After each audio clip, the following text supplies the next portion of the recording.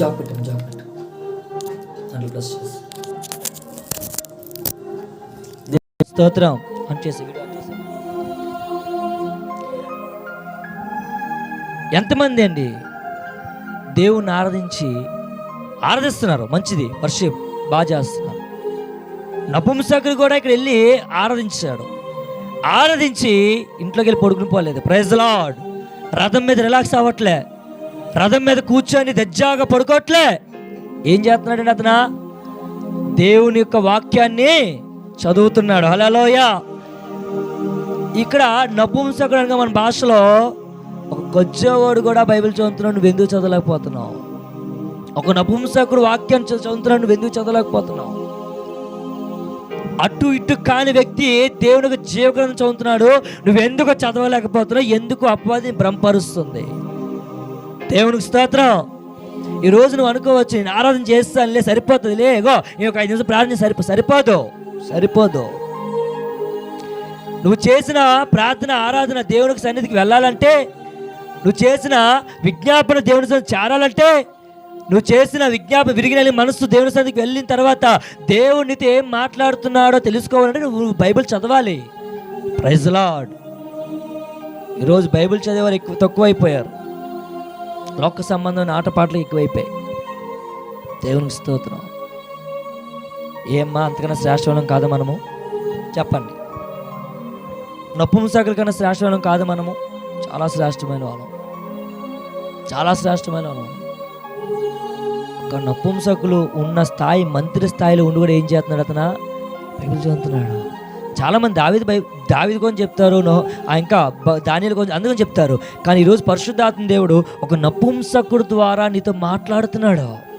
పరిశుద్ధాత్మ దేవుడు ఒక నపుంసకుడే ఆరాధించాడు, ఒక నపుంసకుడే జీవగ్రంథం చదివాడు, ఒక నపుంసకుడే తను తగ్గించుకున్నాడు, ఒక నపుంసకుడే తన యొక్క స్థాయి విడిచిపెట్టి దేవుని కోసం ఆసక్తి కలిగి ఉన్నాడు. అసలు దేవుడు అంటే ఏంటండి? చెప్పండి, దేవుడు అంటే ఏంటండి? హల్లెలూయా. అందరు ఎక్కడ ఉన్నారా? అసలు దేవుడు అంటే ఏంటి చెప్పండి. మీకు తెలిసింది చెప్పండి రాబా, పర్లేదు. మార్గం, ఇంకా అంతే, సృష్టికర్త. ఇంకా చెప్పండి, వచ్చిన పేరు చెప్పండి, పర్లేదు.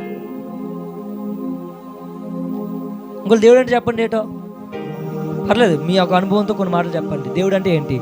What is the meaning of the God? రక్షించేవాడు. చెప్పండి. ఇంకా దేవుడు అంటే ఏంటి? సర్వలోకం మీద అధికారం కలిగిన వాడు, ఆది సంభూతుడు.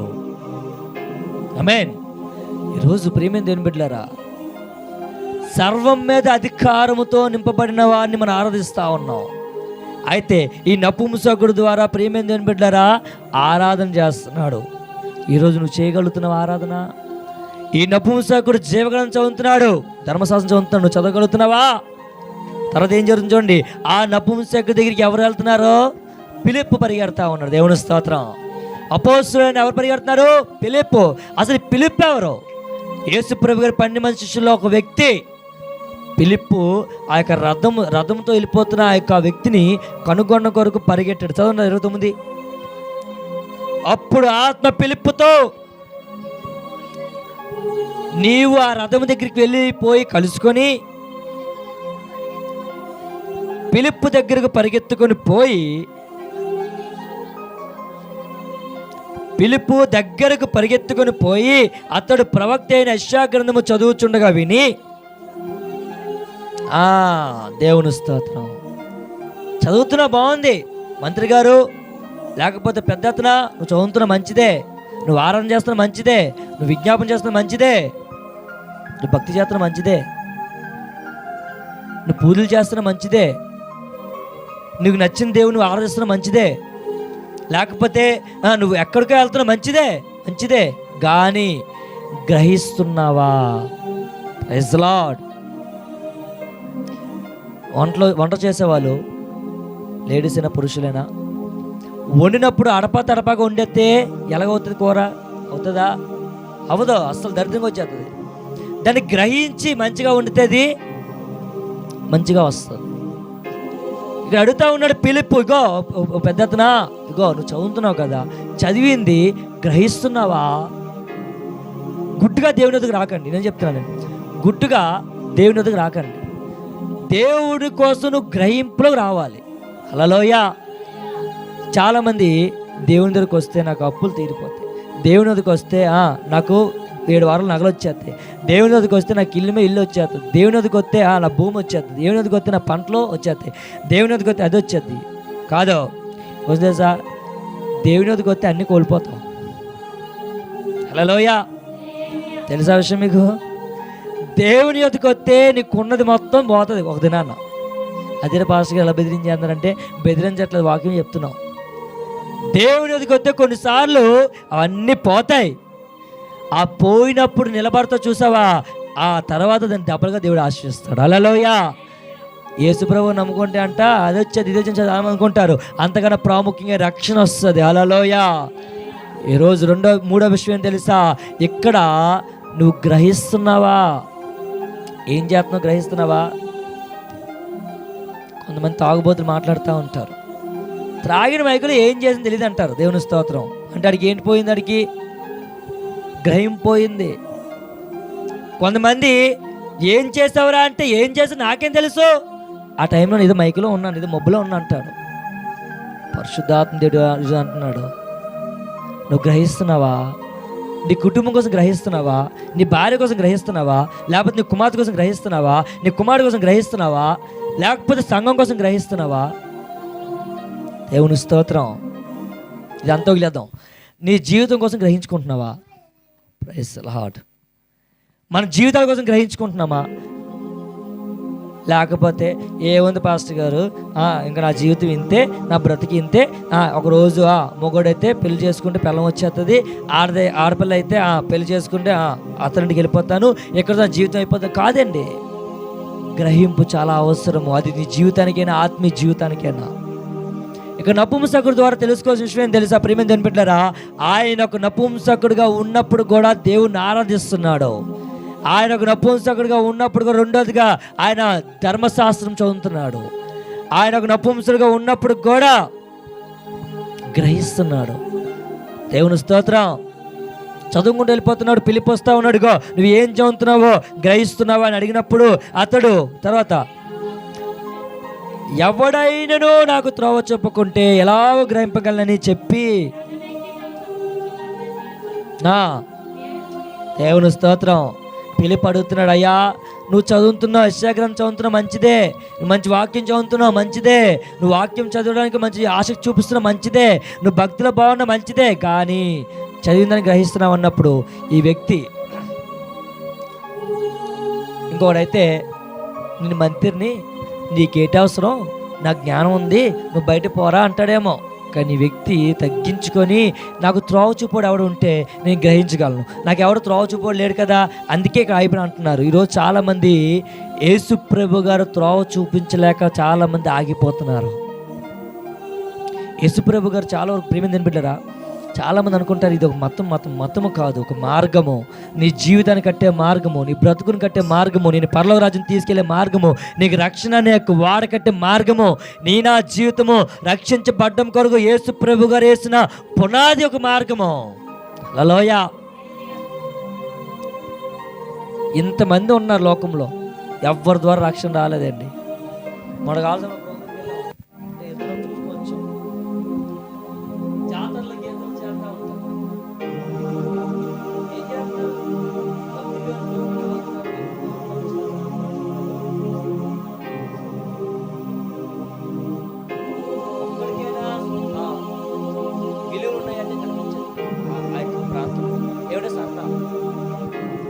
దేవుని స్తోత్రం. ఈరోజు ప్రియమైన దేవుని బిడ్డలారా అంటున్నాడు, నేను చదువుతున్నానండి, కానీ గ్రహించేవాడు, నా చెప్పేవాడు ఎవరు లేరండి, మీరు చెప్పగలిగితే నా పక్కన వచ్చి కూర్చొని చెప్పేసి రథం ఎక్కించుకొని ఏం చేస్తున్నారు, అతన్ని కూర్చోబెట్టుకొని తర్వాత అతడు లేఖనం ముందు చదువుతున్న భాగం ఏదనగా అడిగాడు. అంతే. దేవుని స్తోత్రం. చూడండి, ఇక్కడ నుంచి టాపిక్ మళ్ళీ ముందుకు వెళ్ళిపోతుంది. లేఖనము ఏం చదువుతున్నావు, లేఖనము నువ్వు వాక్యం ఏం చదువుతున్నావు అని అడుగుతున్నప్పుడు తర్వాత చూడండి ఏం చదువుతున్నాడు అతనా, బాగా ఆలకించండి.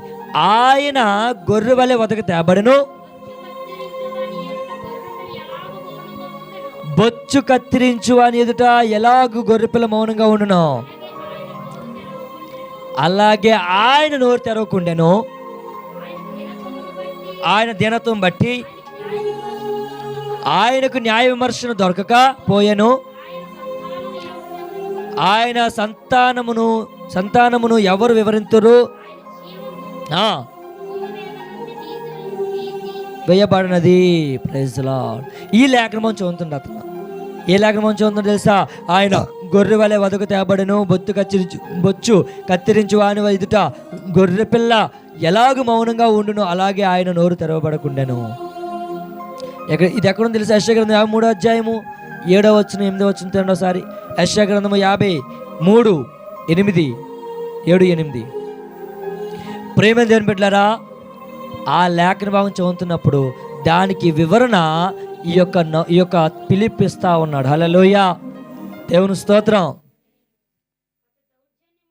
చాలమ్మా చదవద్దు. ఈరోజు వాక్యం నీతో మాట్లాడుతుంది. దేవుడు ఒక నపుంసకుడే దేవుని ఆరాధించాడు, నువ్వెందుకు ఆరాధించలేవు? ఒక నపుంసకుడే వాక్యం చదివాడు, నువ్వెందుకు చదవలేకపోతున్నావు? ఒక నపుంసకుడే దేవుని కోసము ఆసక్తి చూపిస్తున్నాడు, నువ్వెందుకు చూపించలేకపోతున్నావు?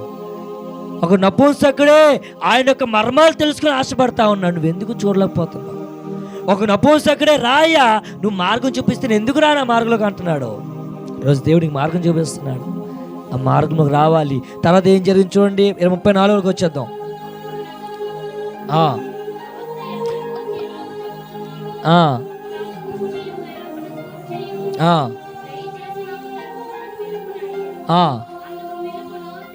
అందుకు ఫిలిప్పు నోరు తెరిచి ఆ లేఖను అనుసరించి అతనికి యేసును గూర్చిన సువార్త ప్రకటించెను. వారు త్రోవలో వెళ్ళుచుండగా నీళ్లున్న ఒక చోటికి వచ్చినప్పుడు నపుంసకుడు ఇదిగో నీళ్లు, తర్వాత నాకు బాప్తిసం ఇచ్చుటకు ఆటంకం ఏమని అడిగి, ఒక్క నిమిషం ఆగుదాం. నపుంసకుడు అడిగాడా, ఫిలిప్ అడిగాడా బాప్తిసం తీసుకోమని? హల్లెలూయా. పాస్టర్ గారి వద్దకు వచ్చి, ఫిలిప్ ఒక సేవకుడే అనుకో, సేవకుడి వద్దకు వచ్చి ఎవరైనా బాప్తిసం అడిగారు? ఇక్కడ నపుంసకుడు అడుగుతా ఉన్నాడు, ఇదిగో నీళ్ళు, నాకు బాప్తిసం ఇవ్వడం కోసం ఏటి ఆటంకం ఏమీ లేదు కదా, నాకు బాప్తిసం ఇవ్వమని చెప్పి అడుగుతా ఉన్నాడు. Praise Lord. చూడండి, నపుంసకుడికి భయం కలిగింది. ఏమో ఇప్పుడే చనిపోతే నా ఆత్మ ఎక్కడికి వెళ్తుందో. హల్లెలూయా. నపుంసకుడికి భయం కలిగేసింది, ఇప్పుడు చనిపోతే నా ఆత్మ ఎక్కడికి వెళ్ళిపోతుందో. ఆరాధిస్తున్నాను, బైబిల్ చదువుతున్నాను, ఆసక్తి నాలో ఉంది, కానీ నేను చనిపోతే రక్షణ లేకపోతే నా జీవితం ఏమైపోతుంది భయపడతా ఉన్నాడు. తర్వాత ఏం జరిగించుకున్న తర్వాత ఆటంకం ఏమని అడిగి రథము నిలిపమని ఆజ్ఞాపించను. ఫిలిప్పు, నీవు పూర్ణ హృదయముతో విశ్వసించిన ఎడల పొందవచ్చునని చెప్పాను. అతడు యేసుక్రీస్తు దేవుని కుమారుడని విశ్వసించున్నాడని ఉత్తరం ఇచ్చాను. ఫిలిప్పు నపుంసకుడు ఇద్దరు నీళ్ళలోకి దిగిరి. అంతటా ఫిలిప్పు అతనికి బాప్తిసం ఇచ్చాను. వారు నీళ్ళలో నుండి వెరలి వచ్చినప్పుడు ప్రభు ఆత్మ ఫిలిప్పును కొనిపోయాను. నపుంసకుడు సంతోషించు తన త్రోవను వెళ్ళాను. అతడు ఫిలిప్పును మరి ఎన్నడూనూ చూడలేదు. ఇక్కడ ఫిలిప్పులో చాలా చాలా అంశాలు కనిపిస్తూ ఉన్నాయి. దాంట్లో ఫిలిప్ కాదు, నపుంసకుల్లో చాలా అంశాలు కనిపిస్తూ ఉన్నాయి. అందులో మొట్టమొదటిది, నపుంసకుడు దేవుని ఆరాధిస్తున్నాడు. ఏ దేవుని ఆరాధిస్తున్నాడు తెలుసా? సజీవుడు అయిన దేవుని ఆరాధిస్తున్నాడు. రెండోది, నపుంసకుడు దేవుని యొక్క గ్రంథాన్ని చదువుతున్నాడు. మూడోది, నపుంసకుల్లో ఆసక్తి ఉంది దేవుని కొరకు. ఆమేన్. నాలుగోదిగా, నపుంసకుడు దేవుని కోసం ఆలోచిస్తున్నాడు. లేఖనాలు పరిశీలన అదే, ఆలోచించడానికి ఇష్టపడుతున్నాడు. ఐదోది, నపుంసకుడు దేవుని యొక్క రక్షణను ఆటంకపరచుకోలే. Praise lord. ఈరోజు రక్షణ తీసుకోవడానికి చాలామంది ఆటంకపరచుకుంటారండి. దయచేసి చెప్తున్నా చూడండి, రక్షణ కోసం ఆటంకపరచకండి. అందుకే అపోస్తలుడు పౌలు మాట అంటాడు, ఇలాంటి గొప్ప రక్షణను ఎందుకు ఆలస్యం చేస్తా అంటాడు. హల్లెలూయా. ఈరోజు ఎంతమంది అండి, ఒక మాట, మనము నపుంసకుడికన్నా బెటరే, చాలా బెటరు. మనకంటే కుటుంబం ఉంది, ఒక ఫ్యామిలీ ఉంది. చాలా ఇంటర్వ్యూస్ చూస్తాను నేను, వాళ్ళు ఎక్కువ కొన్ని ఇంటర్వ్యూస్ చూస్తాను నేను. కన్నీరు కార్చుకొని చెప్తారు ఇంటర్వ్యూలో, మా అమ్మ నాన్న బయట తోసారండి మమ్మల్ని. చిన్న వయసులో తెలిసిన తర్వాత మమ్మల్ని ఎవరు పట్టించుకోకుండా రోడ్డు మీద తోసారండి. మేము రోడ్ల మీద తిండి లేక రోడ్ల మీద చప్పట్లు కొట్టుకొని అనేక మందితో అనేక మాటలు అనిపించుకొని చెయ్యకూడలేని పనులు చేసుకొని మా జీవితాలు కట్టుకుంటున్నాం అని చెప్తా అంటారు. ఇప్పటికీ దేవుని స్తోత్రం. అంతకన్నా శ్రేష్టమైన కాదు నువ్వు. మరి అలాంటప్పుడు ఎందుకు నువ్వు ఆరాధన చేయలేకపోతున్నావు? అలాంటప్పుడు ఎందుకు నువ్వు వాక్యం చదవలేకపోతున్నావు? అలాంటప్పుడు ఎందుకు దేవుని కోసం నువ్వు ఆసక్తి చూపించలేకపోతున్నావు? అలాంటప్పుడు ఎందుకు దేవుని కొరకు ఆలోచించలేకపోతున్నావు? అలాంటప్పుడు ఎందుకొరకు రక్షణ అలక్ష్యం చేస్తున్నావు? Praise the Lord. ఈరోజు దేవుడు అడుగుతుంది ఒకటేనండి. దేవుడు అంటుంది ఒకటే, నువ్వు ఆరాధించాలి, నువ్వు గ్రంథం చదవాలి. వాక్యం చదవకపోతే ఇంకేం తెలుస్తుంది నీకు? అన్నిటికీ సమయం ఉంటుంది, అవునా కాదు? అన్నిటికీ మనకి ఏముంటుంది? సమయం ఉంటుంది. కానీ వాక్యం చదవడానికి మాత్రం మనకి సమయం ఉండదు. 5 మాటలు చెప్పాను, ఇప్పుడు చెప్పండి 5 మాటలు. ఫస్ట్ మాట ఏం చెప్పాను? 5 మాటలు నేను మరలా అడుగుతాను, తెలుసు కదా మీకు. నేను చెప్పండి. ఫస్ట్ మాట ఏంటి? దేవుణ్ణి ఆరాధించాలి. రెండోది, నోరు కదపట్లే, దేవుని స్తోత్రం. 1-2 మాటలు అది నోరులో వస్తున్నాయి. ఏమ్మా ఒక్క మాట, దేవుణ్ణి వాక్యం చదవాలన్న నోట్లో మాట రావట్లేదంటే నీలో పరిశుద్ధాత్మ లేదు, నీలో దురాత్మ పనిచేస్తుంది. దేవుని స్తోత్రం. తెలుసా? ఏం తెలుసా? పరిశుద్ధాత్మ అంటే ఒకటే దేవుని కోసం రోషం కలిగి నిలబడాలని ఆలోచన కలిగి ఉంటుంది. ఎందుకు చెప్పలేకపోతున్నావు? ఎందుకు మాట్లాడలేకపోతున్నావు? ఎందుకు దేవుని కోసం నిలబడలేకపోతున్నావు? ఏదో వస్తున్నామో వెళ్ళి కాదు, ఇది కాదు. ఈ బ్రతుకు మారాలి. ఎప్పుడు మారుతుంది? ఇప్పుడు మారుతుంది. ఈరోజు ఒక రీల్ పెట్టాను, మీరు చూసారు లేదు? మన గ్రూప్లో ఒక రీల్ పెట్టాను. నేను ఎవరైతే ఉన్నారో అది చూసారు లేదు తెలియదు, కానీ ఒక రీల్ పెట్టాను. లోక సంబంధమైన ప్రేమ కోసం వాడు తిరుగుతూ ఉంటాడు. దానికి ఐ లవ్ యూ చెప్తా ఉంటాడు. అది భక్తి పరుల అమ్మాయి, ప్రార్థన పరుల అమ్మాయి, విజ్ఞాపన చేసిన అమ్మాయి, బైబిల్ చదివిన అమ్మాయి వద్దురా పోరా అని చేసి పంపిస్తుంది. ఆడు దాని కొరకు ఏం చేస్తా తెలుసా? దేవుని మందిరికి వెళ్తాడు. దాని కొరకు వెళ్తాడు. వెళ్ళి సేవకు చెప్పింది వింటాడు. విన్న తర్వాత సేవకుతో ప్రార్థన చేయించుకుంటాడు. మళ్ళీ వస్తాడు, మళ్ళీ ప్రపోజ్, మళ్ళీ తోసేది బయటికి. మళ్ళీ వెళ్తాడు, నేను బాబుని తీసుకుంటాడు. అక్కడ రీల్ అదే ఉంది, బాగా తీశారు ఆ యూత్. అయితే మళ్ళీ బాబుని తీసుకున్న తర్వాత మళ్ళీ వస్తాడు, నేను బాబుని తీసుకున్నాను, నీ కొరకు తీసుకున్నాను, నన్ను ఇష్టపడి నన్ను ప్రేమించి అన్నప్పుడు పోరాను నాకు వద్దని మళ్ళీ తోసేస్తుంది. మళ్ళీ వెళ్తాడు మందిరికి. మళ్ళీ వెళ్ళి నాకు అభిషేకం కావాలని చెప్పేసి అభిషేకం ప్రార్థన చేస్తాడు. ఆత్మ అభిషేకం పొందుకుంటాడు. వాక్యం చదవడం మొదలెడుతున్నప్పుడు ఈ యొక్క పువ్వులు పట్టుకున్న వ్యక్తి, పువ్వులు పట్టుకున్న యవనస్తుడు పువ్వులు పక్కన పెట్టేసి బైబిల్ పట్టుకున్న తర్వాత ఏ అమ్మాయికి అయితే ప్రపోజ్ చేస్తాడో ఆ అమ్మాయి వచ్చి ఈ అబ్బాయి ప్రపోజ్ చేస్తుంటే నువ్వు నాకు వద్దు వెళ్ళిపో, నా దేవుడు నాతో ఉన్నాడని చెప్తాడు. దేవుని స్తోత్రం. అదే సాక్ష్యం అంటే. ఈ మొట్టమొదటి చేసే పని ఏంటి? అమ్మాయి తిరిగాడు. తొదకి ఏం జరిగింది? దేవుని ఎక్కువగా ప్రేమించి మొదలెట్టాడు. ఈరోజు నువ్వు ఎలాగొంటున్నావు? మనం ఎలాగొంటున్నాం? మంచి కాన్సెప్ట్ తీశాడు, సైలెంట్గా తీశాడు ఆ వీడియో.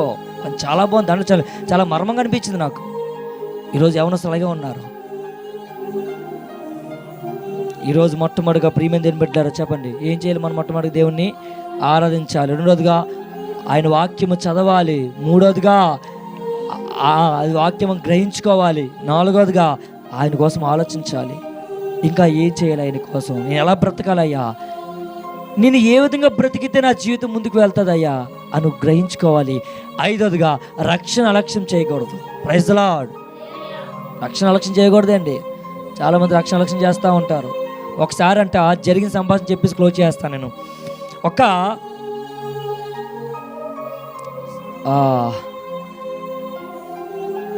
ఒక వ్యక్తి జరిగిన సంభాషణ నేను మర్చిపోయాను. ఓకే, ఒక వ్యక్తి రేపు ఉదయం బాప్టిజం తీసుకుందాం అనుకున్నాడంట. Praise the lord.